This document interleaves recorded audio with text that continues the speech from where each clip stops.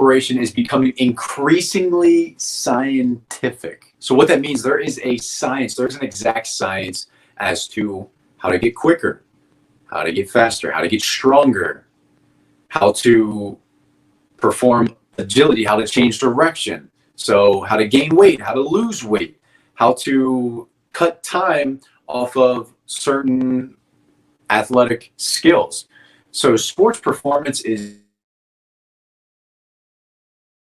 as far as nutrition, massage, recovery, sleep, ice baths, cryotherapy, you name it. It's increasingly scientific. I mean, we can track our sleep and get a feedback. We can get a score on how well we slept last night.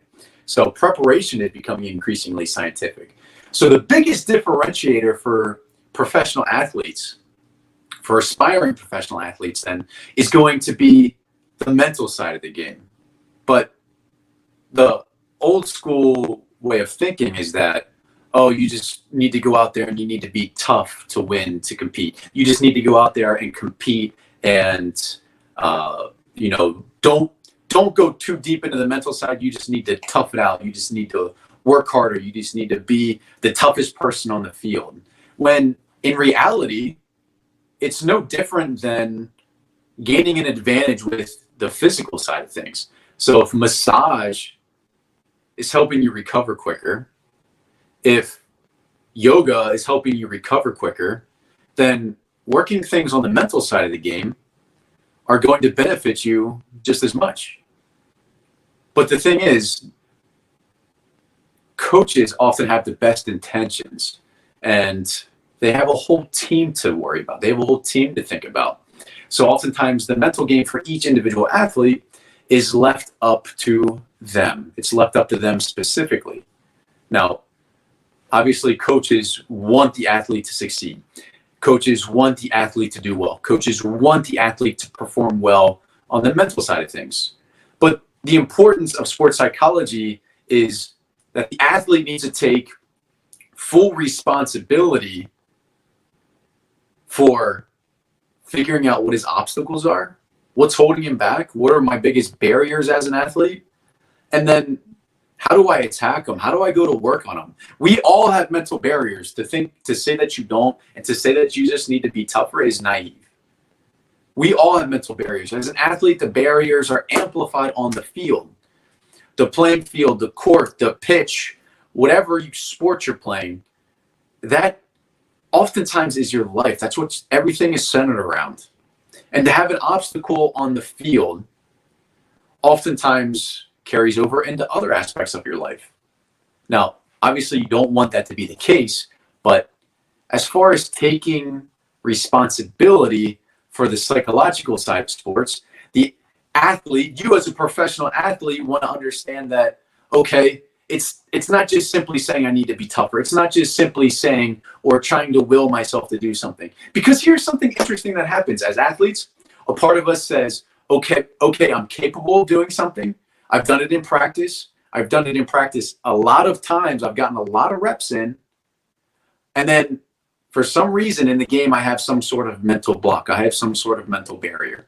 On the flip side of it, you have this part of you that says, okay, I am capable of doing this. There's no reason that this part of me should be nervous or fearful or anxious. And sometimes the positive side wins. Sometimes the negative side wins. But as an athlete, it's not just about trying to cover up the negative side or cover up the positive side at times.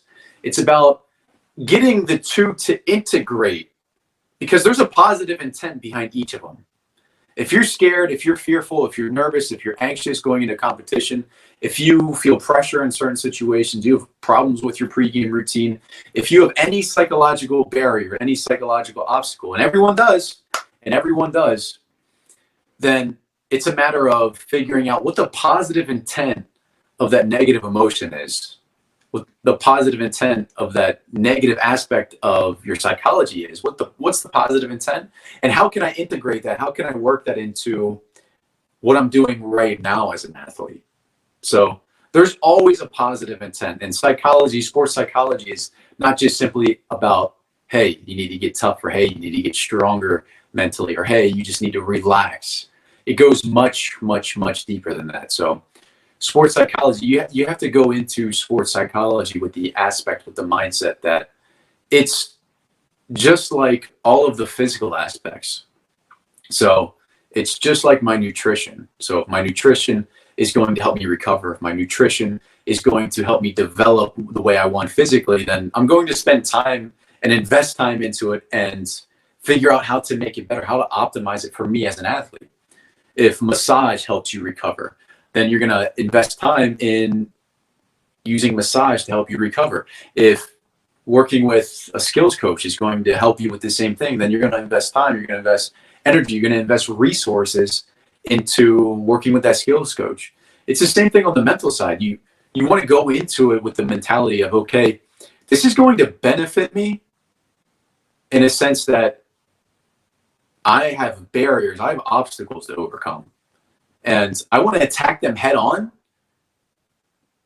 before I sabotage myself, because we all been in that situation where, okay, we have something that goes wrong and then it just seems to spiral out of control and it gets worse and worse and worse and worse. And as an athlete, as a professional athlete, you want to be able to recover much quicker than letting it spiral out of control for a couple of games, maybe a couple of weeks, a couple of months. You don't have that luxury. You want to be able to adjust. You want to be able to adapt quickly. But number one, the importance of sports psychology, you have to perceive, you have to see it as just as important as all of those other aspects. It's even more important because, again, sports preparation is becoming more and more scientific. So if you really want to separate yourself, then it's going to be the psychology of not only the way you practice, the way you play, and then just breaking it down into, okay, my pre-game preparation, my in-game adjustments mentally, my post-game preparation, or my post-game feedback. So there's a whole plethora of aspects that you can go into, but number one is to understand the importance of sports psychology and to actually let it work for you instead of against you, and not to fall in that old school thinking of, oh, I just need to be tougher. So, hey, I hope you enjoyed that episode. If you did, please smash that subscribe button down below and leave your questions in the comment section, because that's the inspiration behind these videos to help serve you guys specifically with what you're struggling with. And if you'd like to take things a step further, check the links in the description below. If you're interested in our coaching, if you're interested in checking me out on other platforms and connecting with me there, if you're interested in some of our other free training, definitely check it out in the description below. And I will see you guys on the next video.